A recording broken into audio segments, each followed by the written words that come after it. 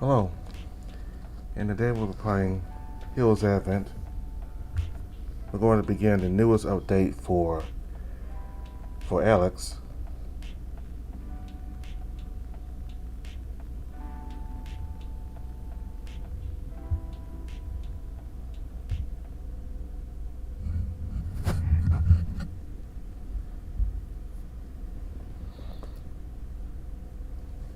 Let me skip.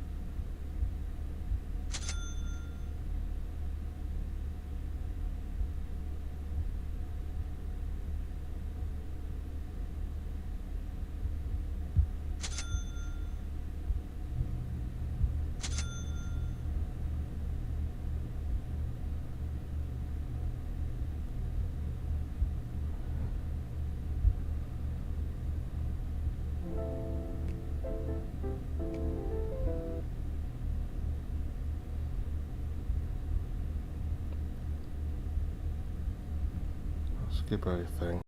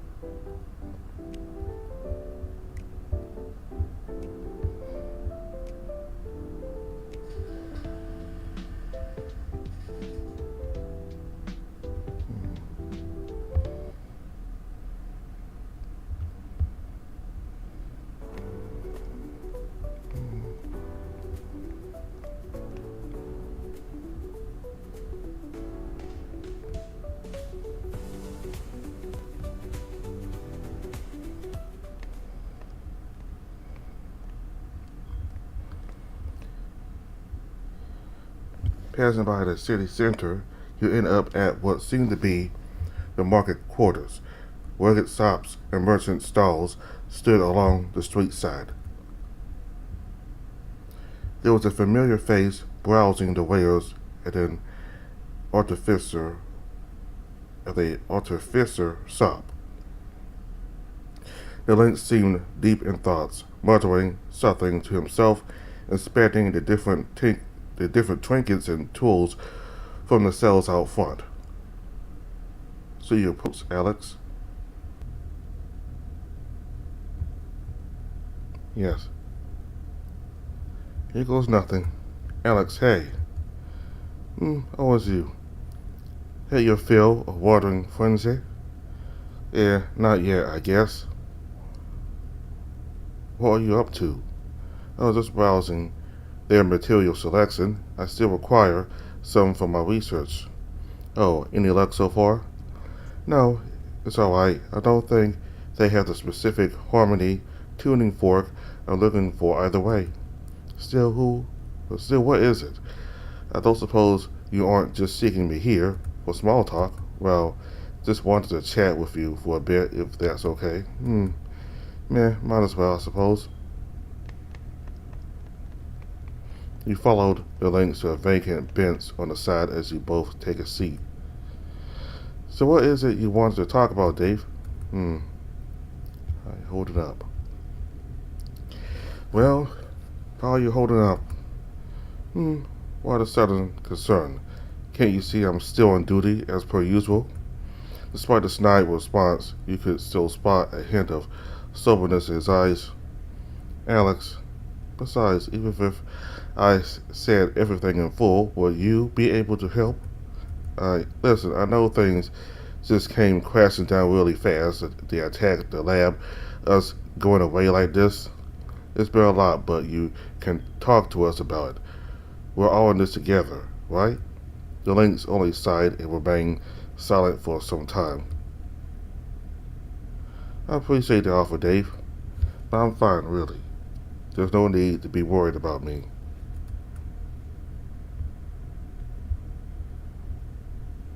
Well, maybe, but what about you, Alex? Are you worried? Worried? What could I possibly be worried about?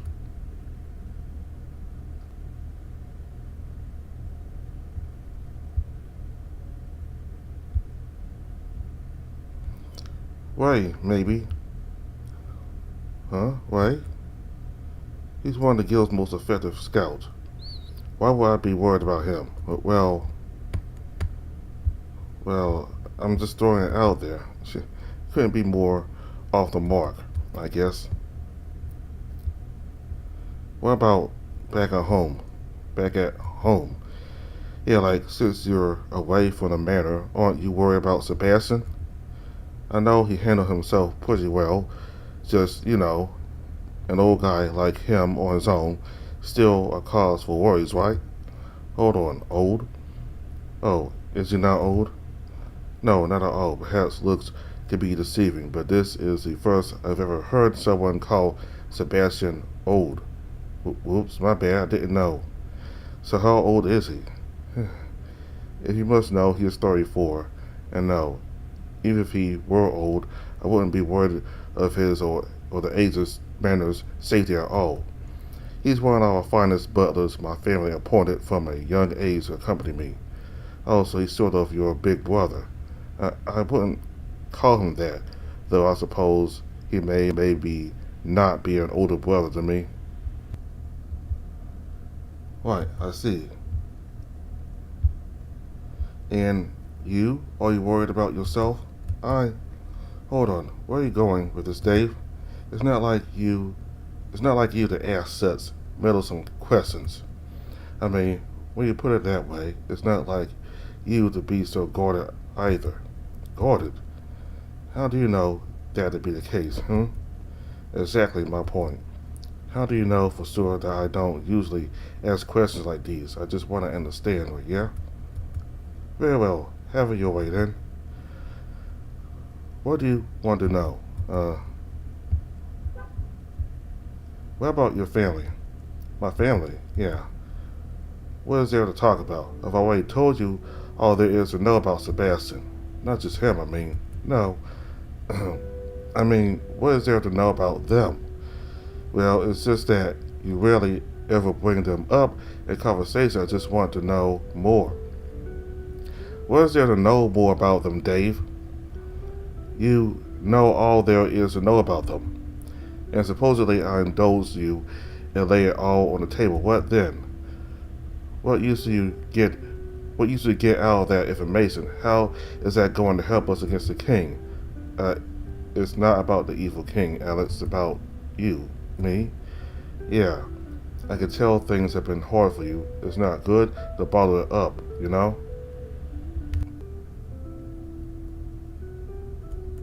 Alex, is something making you upset? Upset? Of course I'm upset. But what choice do I have? The entire city burns at the touch of the nether plague. as my lab was essentially destroyed in the flood. We may have salvaged some, but garnished a large portion of my work. Vincent also nearly drowned had we tarried at a moment longer. We were forced to leave behind our home to go on what could be seen the suicide mission. I'm not just upset, Dave. I'm mad. Mad! Alex, Apologies, I did not mean to raise my voice at you. No, it's fine. Honestly, I'm surprised you didn't yell at me sooner.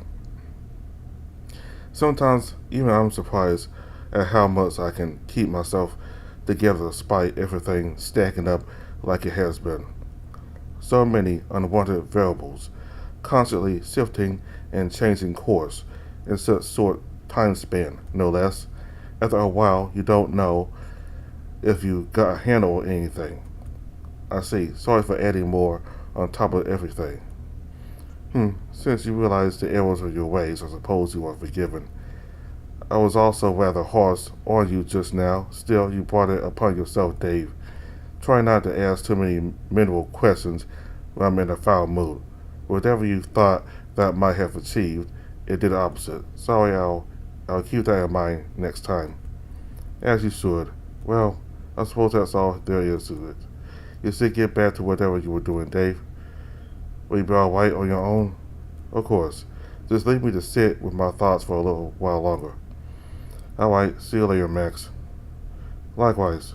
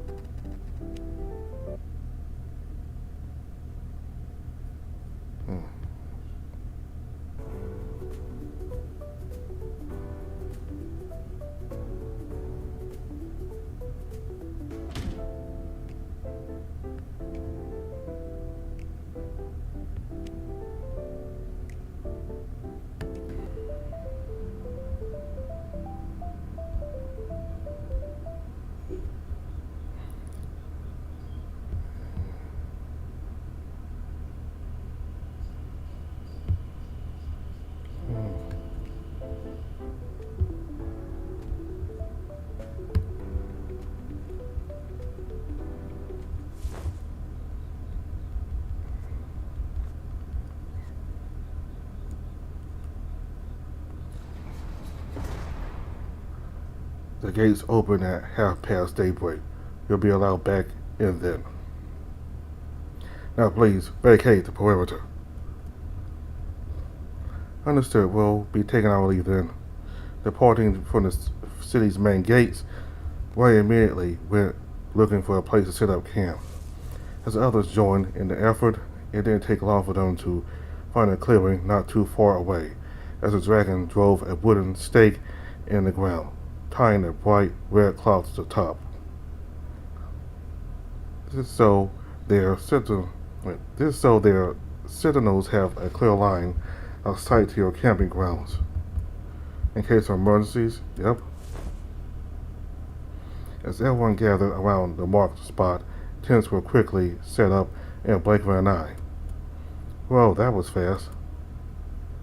Guess this wasn't their first outing together. The others then headed off to their designated task, Cody at the fire pit preparing dinner. Alex tending to his gadgets and gizmos, Max going through everyone's equipment, Ray soon to be gathering more firewood nearby. After some time, he found the Lynx in front of his tent, still going through his crystal gadgets now scattered across his makeshift workbench. He was quickly jotting down on his note, muttering to himself.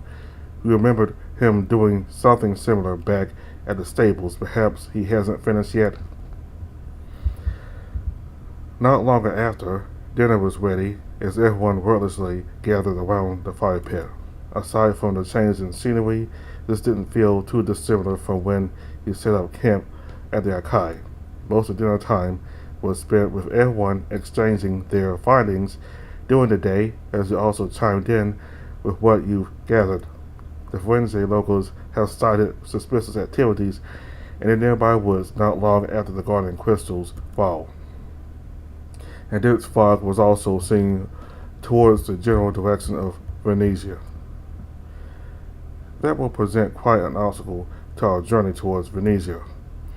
Agreed. While we don't have definite proof based on what we've seen, that fog might very well be Oxford.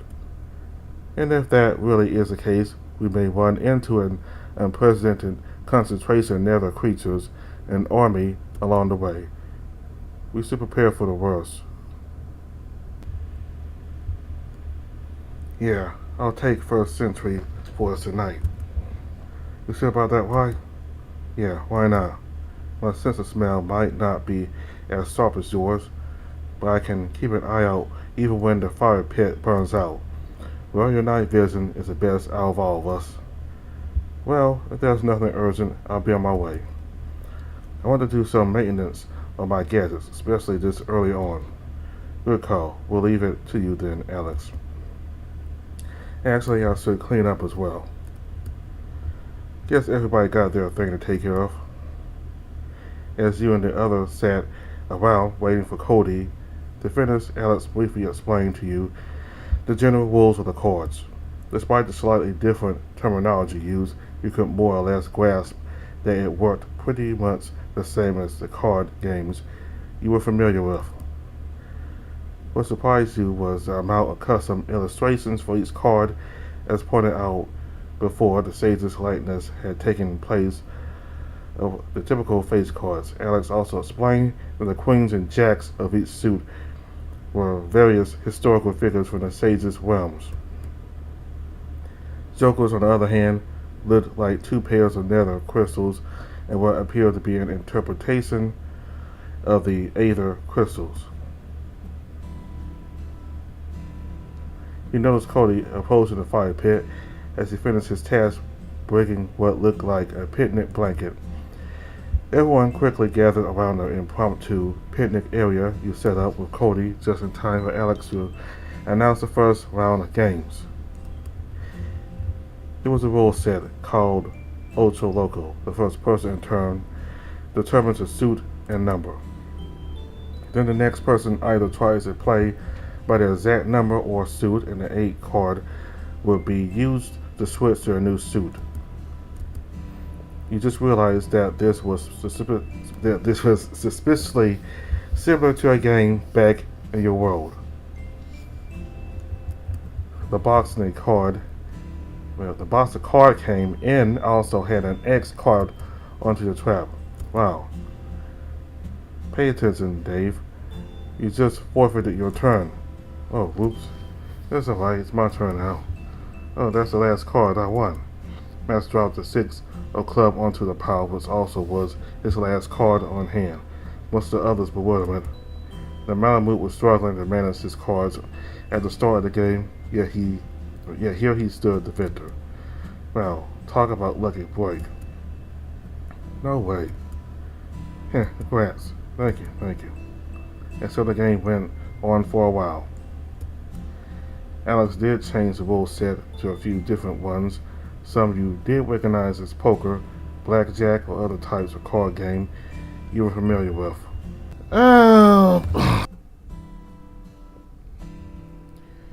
Alex did change the rule set to a few different ones. Some you did recognize as poker, blackjack, or other types of card game you were familiar with.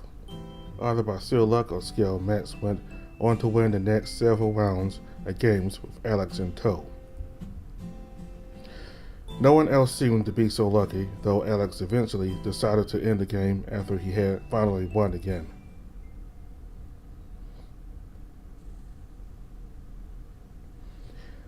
Soon enough, it was time for everyone to wind down. Everyone began to tidy up the camp before heading to sleep.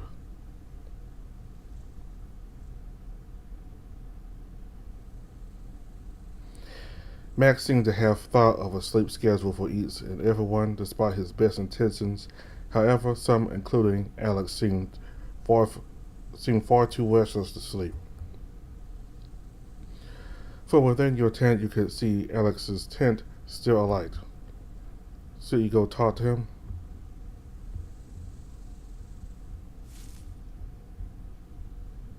him?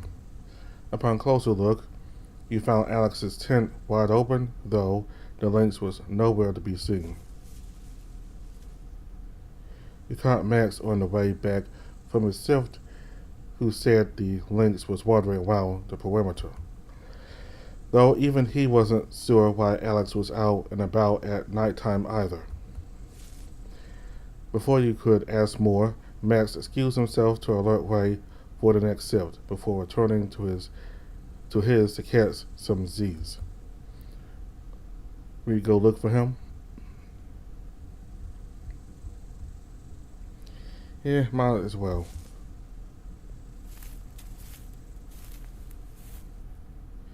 You decided to look around for Alex.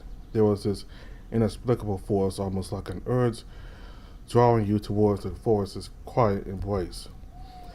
The night was serene, only occasionally disturbed by the sound of rustling leaves, crickets chirp, and the hoot of some unknown night critter, possibly a night owl. You trod cautiously across the clearing. The moonlight filtered through the canopy painted.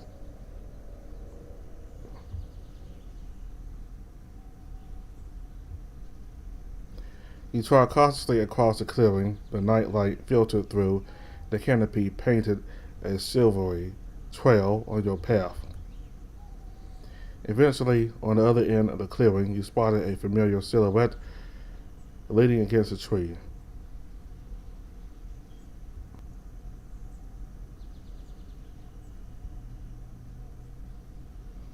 It was a lynx, eyes to the sky, seemingly lost in thought. Its expression was calm, yet you could sense a sense, but yet you could sense a, yet you could sense a smidgen of something deeper, a sense of concern or perhaps longing. As you noticed your approach, as he noticed your approach, he didn't seem one bit surprised, only replied with a knowing smirk. Couldn't sleep, huh? He said, his tone softened by the surrounding ambience. You nodded and stepped closer. Yeah, something keeping you up as well, Alex? He stared at you for a moment. What's gotten into you, Dave? Interrogating me all day like so. Well, like I said, I just wanted to talk to you, that's all. That's all, please. I'm serious. I don't know about you, but with the others, it's quite simple to just approach them and talk. But with you, it feels like you don't want to talk to me even after we've known each other for a bit. They allowed me to spell it out for you. What do you seek out of this relationship? Seek? Hey now, it's not that deep, I just wanted to be your friend. Do you know? You do notice by now why I am, don't you? A renowned scientist? Well then, but also, I'm the only son of Crystal Coast's late governor, heir to the Aegis Mining Company. Oh, that's right, you are. What about it? People only ever approach me because of my social status. I could no longer keep track of the amount of people that approach me. Got all buddy only to extort this friendship for their personal gains, or they wanted something from Uncle. From Alaric, I guess that makes sense. I was once almost held captive as a bargaining chip to coerce my father to pass a new policy. If not for Max and the others, I might have spent a few weeks, if not months, inside a dusty cellar somewhere near the old mines. Oh, that's terrible. Is that why you're so closed off against the world? Well, quite literally. I suppose burying myself with work in the subterranean lab was one way of maintaining security. Minimal social contact with others, all the time in the world to focus on my projects, worked like a charm. What's not to love about it? You spent all those years working on crystal tech? Research, development, and experimentation, yes. I love this line of work, or rather, what used to be my line of work. Say, how familiar are you with alternate realities, Dave? I mean, I guess I'm from a different dimension, so mostly from movies and games. But wait, why are we getting into all this all of a sudden? Because that's the reason for why I got into crystal technology research to begin with. You know, how we can only control elements attuned to our maze frequency. Yes, that's the basic elemental harmonization, right? Consider alternate realities as waves or frequencies of existence.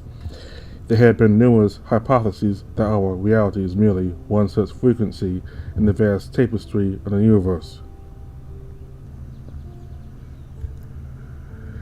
As such, it may be feasible to resonate with another reality in order to observe and not influence it.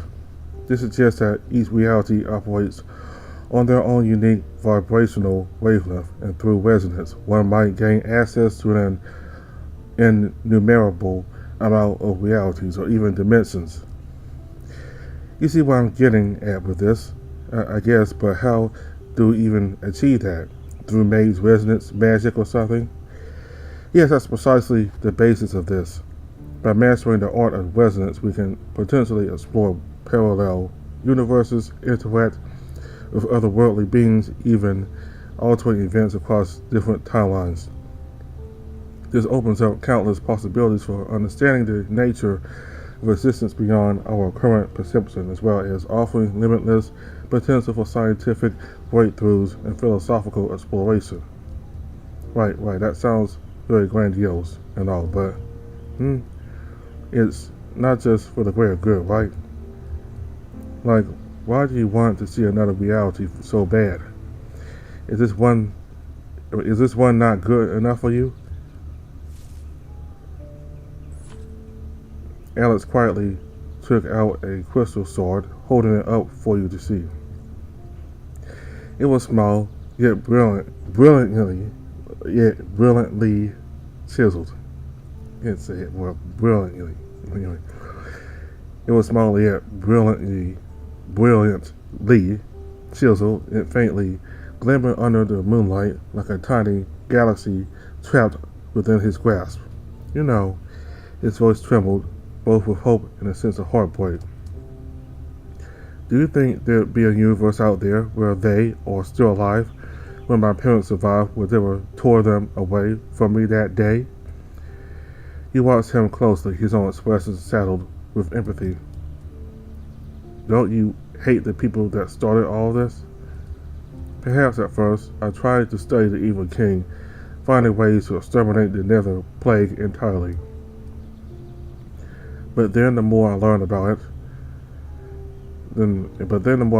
him, the more I felt as though our pain and suffering were similar. The crimes this nether plague and army had committed made them forever irredeemable. Sooner or later, they will fall. But I don't really care about all of that anymore.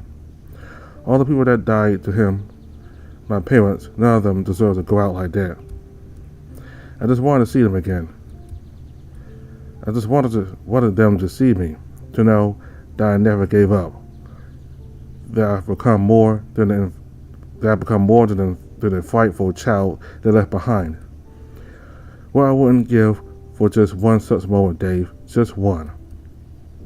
I inhaled between each sentence, his thoughts drifting between longing and the weight of reality. His grip on the sword tightened as if it were the very bridge to whatever world beyond.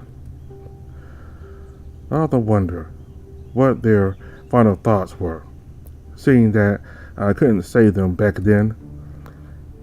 His voice wavered as he looked to you, his eyes simmering with unsaid tears. He sighed softly, never expecting Alex to be such a tearful thing. He both glanced towards the moon. Its radiance offered a brief moment of reprieve, a reminder of celestial wonder that not everything in this world had been consumed by corruption. Looking back at Alex, you gently rested a hand on his shoulder, taking him back to the present.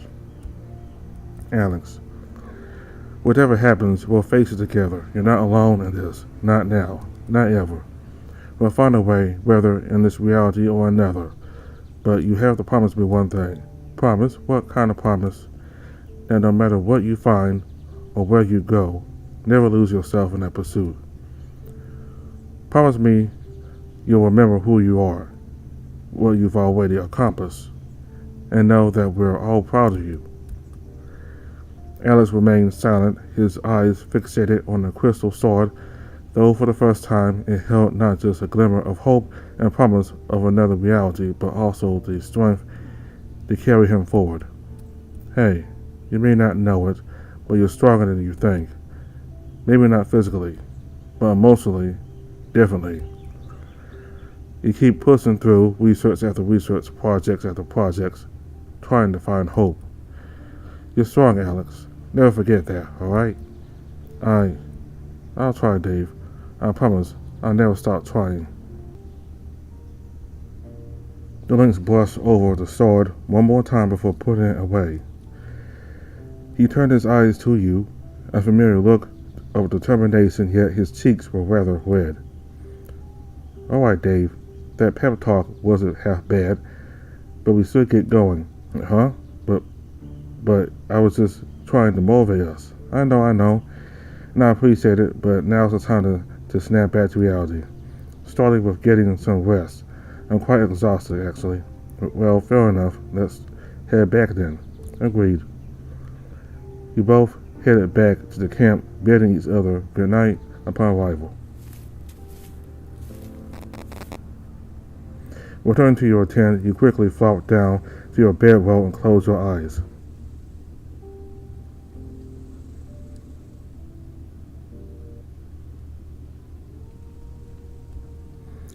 Though the distant howling, along with the crackling fire pit, kept you from falling asleep.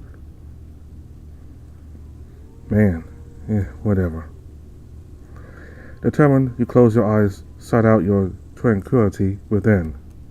Eventually, the clamoring faded into white noise as you slowly lulled yourself to sleep.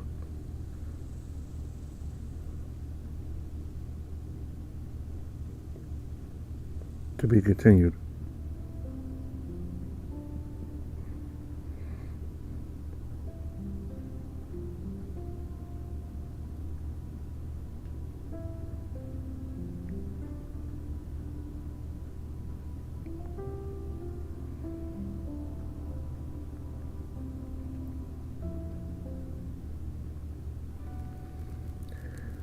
That was the latest update of Heroes Advent for Alex. So we got more info into why he's such a workaholic. And the reason is that he believes that if somebody tries to be friends with him, then they're only doing it because of his status. Because his parents were very influential people in Crystal Coast, or what's the name of the city again? I don't know. Anyway, they were very influential in the city, and they were the owners of this company, this mining company that mines crystals. And with him being the heir to that now, a lot of people, with him being the heir to it now, he believes that people only want to be with him so they can get part of his wealth, So, like, if they need something, they think that by being friends with Alex, they might get some funding, or they might get some influence, or they might, they just want to be friends with him for their own needs, and they think being friends with Alex, somebody who's the heir to this mining company, then they'll get some monetary gain or influence. And Alex just doesn't want to have friends like that, so he stays in his lab all the time and works all the time. And he loves what he does. That's what he said himself. He loves to explore and find solutions to stuff. So his mind is very valuable in the technology he's able to make, like these cell phones. technically it was already made, with Dave, but he was able to replicate that technology to the point where everybody on the team was able to communicate. So he's very intelligent in with societies, when they have people as smart as Alex, they really need them. Crystal Close really needs Alex. Though, with everything that happened and him having to leave with Dave and everyone, I don't know how it's going to benefit, but I guess, to defeat the evil king, you need somebody who's very intelligent. So,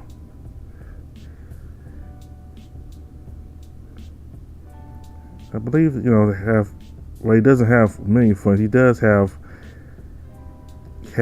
Cole. He does not Cole, but he does have Ray, and he's very cordial with everybody else on the team. So I guess he trusts them way more than anybody else, and he's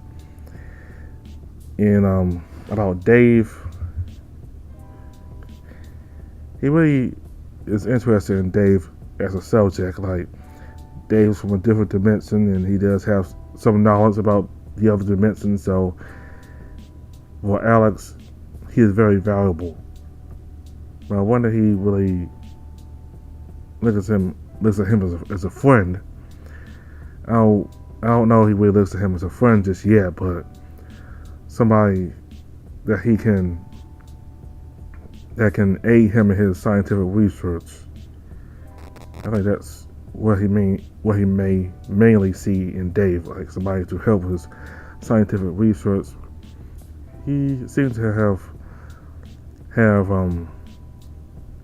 gotten pretty close to Dave, but I wouldn't necessarily say that he thinks of I wouldn't say he would think of Dave as a friend just yet, but he's getting close to Dave. They're getting close, but anyway. I still can't help but wonder, way about, in several updates ago, last year, when this update came out about Ray pulling Dave privately and basically warning him not to hurt Alex emotionally. And Ray telling Dave that Alex is very important to them. So, I don't know, I guess that also adds to why Alex is so hesitant to make friends, because, Ray saw that himself, and he doesn't want that to happen again. So that's probably a big reason why he pulled Dave aside that night and warned him not to hurt Alex. So that was a little unusual of Ray, because he's been this happy, optimistic guy. So to kind of give Dave, to be kind of little, for him to basically warn him, and that he would tell him that he would never forgive him if he hurt Alex. It was unexpected, yeah, but it just shows how much he cares about Alex. He cares about him a lot. He doesn't want anybody to hurt him. Alright, so I think on the issue page, the people behind the story mentioned that the next update would be like a general update. Okay, so on the issue page that the next update is supposed to be like a general update. Well, I don't know if that's supposed to be for the next public update or the next patron update, because I think there's a patron update available now for Ray. I don't know, but I'm gonna look and see.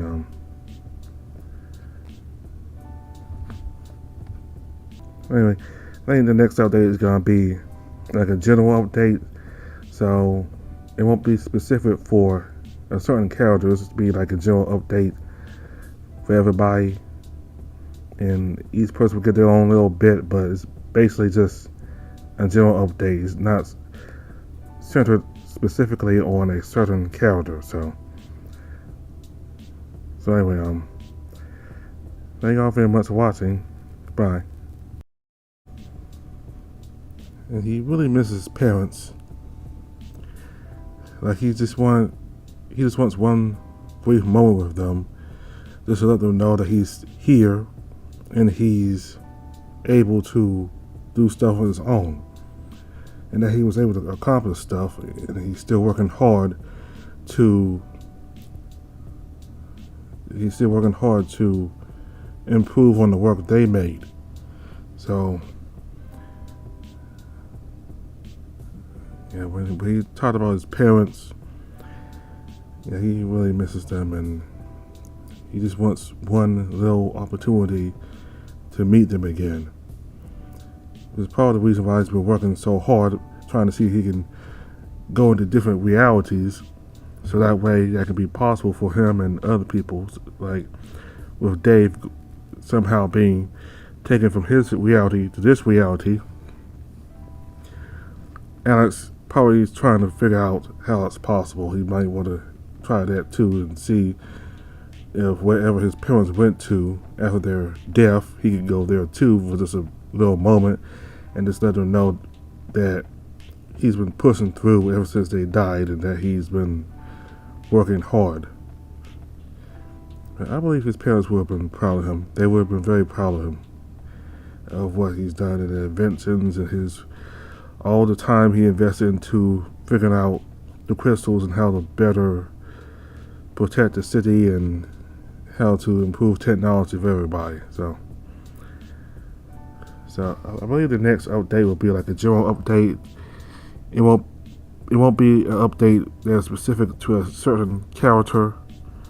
It will be just a general update. So with each character getting their little bits in it. So basically just a general update with not a character being the focus.